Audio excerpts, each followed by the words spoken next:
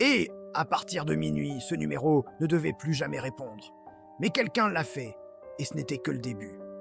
À 23h58, l'appartement de Clara est silencieux. Trop silencieux. La pluie frappe doucement les vitres, comme un doigt impatient. La ville dort presque déjà, mais Clara, elle, n'y arrive pas. Elle est assise, sur son lit, téléphone à la main, faisant défiler des messages sans vraiment les lire. Puis le téléphone vibre. Un numéro inconnu. Pas de message, juste une notification vide. Elle fronce les sourcils et regarde l'heure. 23h59. Elle hésite à poser le téléphone quand l'écran s'allume de nouveau, exactement à minuit. « Tu es réveillé ?» Son cœur se serre brutalement. Ce n'est pas une question, c'est une certitude. Elle regarde en sautant autour d'elle. La porte est fermée, les fenêtres aussi. Elle tape, presque sans réfléchir. « Oui, c'est qui ?» La réponse arrive immédiatement. Tu n'aurais pas dû répondre. Un frisson glacé lui traverse la colonne vertébrale. Clara esquisse un sourire nerveux. Une mauvaise blague? Forcément. Puis un dernier message s'affiche. « Regarde derrière toi !» La lumière de sa chambre clignote une fois, 2 fois, puis s'éteint. Son téléphone devient noir dans sa main, et le silence devient lourd, épais, vivant. Clara se retourne lentement. Il n'y a rien. Elle souffle, tente de reprendre son calme. Mais au moment où elle se retourne de nouveau, la lampe se rallume toute seule. Et son téléphone aussi. Je suis plus près que tu ne le crois. Ses mains tremblent.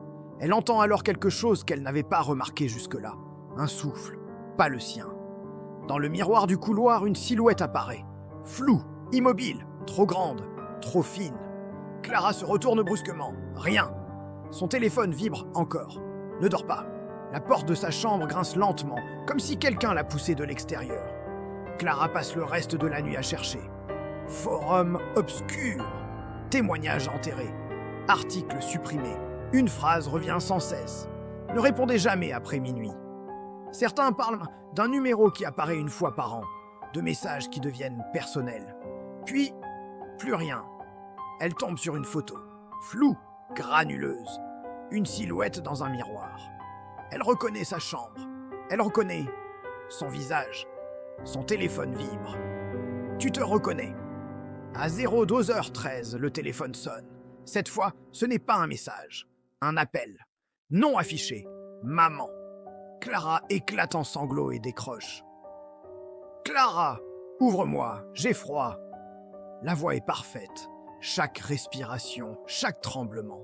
Mais sa mère est morte depuis 6 ans. Clara recule lentement. Un message apparaît sur l'écran. « Je peux être chez qui tu veux. » 3 coups résonnent à la porte. Lent, régulier. « Chérie, ouvre !» Clara s'effondre au sol. Le téléphone s'allume de nouveau. « Je peux te laisser partir. » Elle lève les yeux, pleine d'espoir. Puis le message suivant apparaît. « Mais quelqu'un devra répondre à ta place. » Elle comprend alors. Ce n'est pas une malédiction, c'est une chaîne. Son écran affiche ses contacts récents.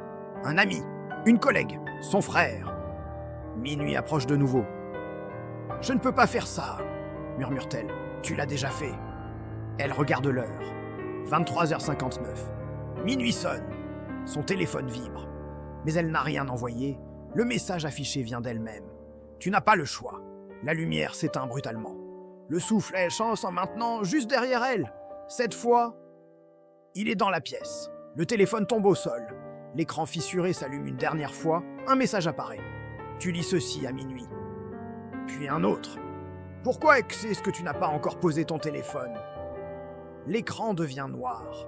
Silence total. Puis une vibration